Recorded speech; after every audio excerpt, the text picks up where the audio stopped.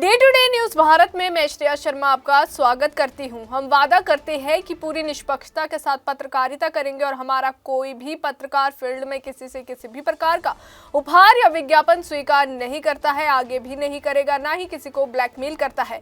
हम दबे कुचले लोगों की आवाज बनते आए हैं और आगे भी बनेंगे। साथ ही हम ऐसी कोई खबर नहीं दिखाएंगे जिससे हमारी भोली भाली जनता मूर्ख बने, यानी किसी भी प्रकार का कोई धोखा मिले। हम लोकतंत्र के चौथे स्तंभ को और अधिक मजबूत करने की पूरी कोशिश कर रहे हैं। बात करते हैं खबर की।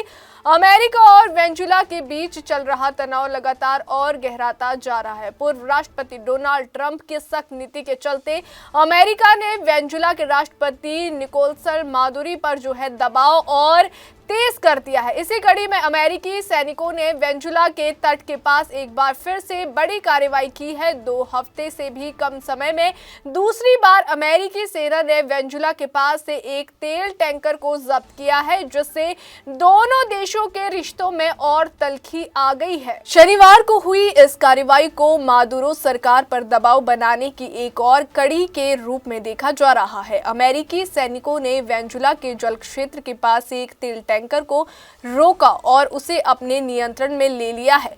ये कार्रवाई ऐसे समय में हुई है जब पहले ही अमेरिकी प्रतिबंधों के कारण वेनेजुएला का तेल निर्यात गंभीर संकट से गुजर रहा है। लगातार दूसरी जब्ती ने साफ संकेत दे दिया है कि अमेरिका अब इस मुद्दे पर किसी तरह की ढील देने के मूड में नहीं है। इस ऑपरेशन की आधिकारिक पुष्टि अमेरिकी गृह मंत्री क्रिस्टी नोएम ने की है।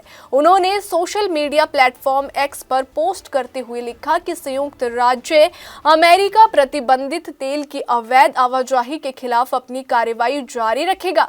उन्होंने ये भी कहा कि इस तेल का इस्तेमाल क्षेत्र में नार्को आतंकवाद को वित्त पोषित करने के लिए किया जाता है। उनके मुताबिक ये कार्रवाई जो है अमेरिकी तटरक्षक बल द्वारा पेंटागन के समर्थन से की गई है। वहीं इसका मकसद वेनेजुएला के तेल निर्यात को बाधित करना और राष्ट्रपति मादुरो पर सत्ता छीनने के लिए दबाव बनाना है। इस कार्रवाई की पुष्टि 2 अन्य अमेरिकी अधिकारियों ने भी की है। अधिकारियों के अनुसार ये एक सहमति आधारित बोर्डिंग थी, यानी टैंकर को जबरन नहीं रोका गया। टैंकर ने स्वेच्छा से अपनी गति रोकी और अमेरिकी सेना को उस पर चढ़ने की अनुमति दी। हालांकि इसके बावजूद इस कार्रवाई को वेनेजुएला के लिए एक कड़ा संदेश माना जा रहा है कि अमेरिका समुद्र के रास्ते होने वाले तेल व्यापार पर कड़ी नजर रखे हुए है। अंतर्राष्ट्रीय मीडिया रिपोर्ट्स के अनुसार अगर बात की जाए, खासकर अल जजीरा की रिपोर्ट में कहा गया है कि पिछले सप्ताह अमेरिकी सेना द्वारा एक प्रतिबंधित तेल टैंकर की पहली जब्ती के बाद जो है वेनेजुएला के खिलाफ एक तरह से व्यवहारिक समुद्री प्रतिबंध लागू हो गया है। हालात ऐसे बन गए हैं कि लाखों बैरल जो है तेल से भरे कई जहाज जब्ती का जोखिम उठाने के बजाय वेनेजुएला के जल क्षेत्र में ही खड़े रहने को मजबूर है। इससे देश के तेल निर्यात पर भारी असर पड़ सकता है।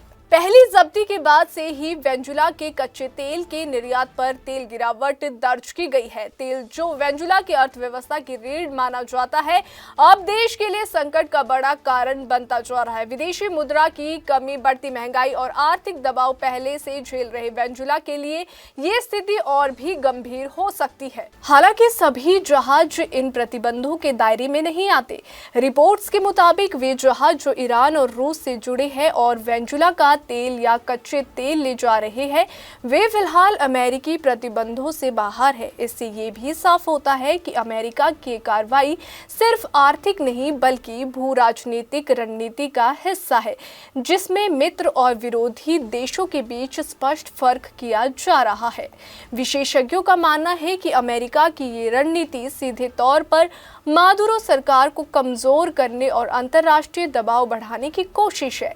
तेल निर्यात पर लगाम लगाकर अमेरिका वेनेजुएला की आय के सबसे बड़े स्रोत को निशाना बना रहा है। इससे देश के भीतर असंतोष बढ़ने और मादुरो पर राजनीतिक दबाव बनने की उम्मीद की जा रही है। कुल मिलाकर अगर बात की जाए, वेनेजुएला के तट के पास लगातार हो रही अमेरिकी कार्रवाइयों ने साफ कर दिया है कि दोनों देशों के बीच तनाव जल्द कम होने वाला नहीं है। तेल टैंकरों की जब्ती, समुद्री प्रतिबंध जैसी स्थिति और अंतर्राष्ट्रीय राजनीति के बीच ये टकराव आने वाले दिनों में और गहराने की आशंका है। अब पूरी दुनिया की नजर इस बात पर टिकी है कि वेनेजुएला इस दबाव का जवाब कैसे देता है और क्या ये तनाव किसी बड़े टकराव की ओर बढ़ता है या फिर कूटनीतिक समाधान की कोई राह निकलती है। अभी के लिए फिलहाल इतना ही। देश और दुनिया की ताजा खबरें जानने के लिए देखते रहिए day to day news Bharat और हमारे चैनल को लाइक, शेयर और सब्सक्राइब करना ना भूलें।